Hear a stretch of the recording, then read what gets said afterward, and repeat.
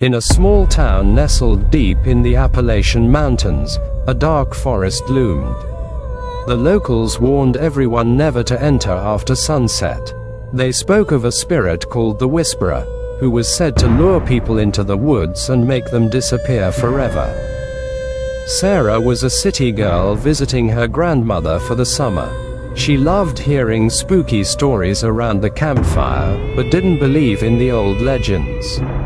One night, while her friends shared tales of the Whisperer, Sarah decided she was brave enough to prove it was all just a myth. She grabbed her flashlight and ventured into the dark forest, ready to show her friends they were wrong.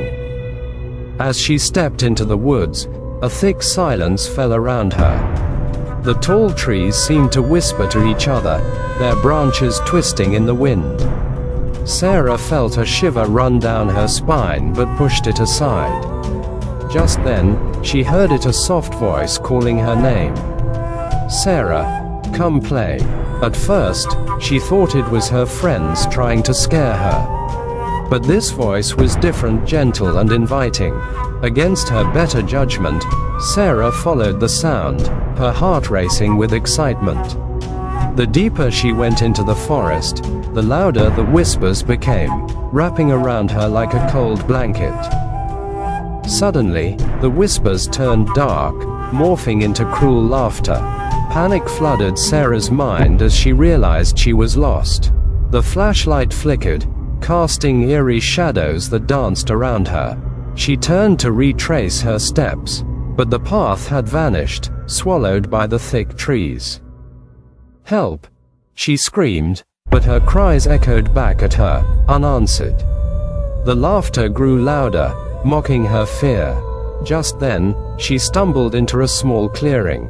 In the dim light, she saw them, ghostly figures trapped in the trees, their faces twisted in pain and despair.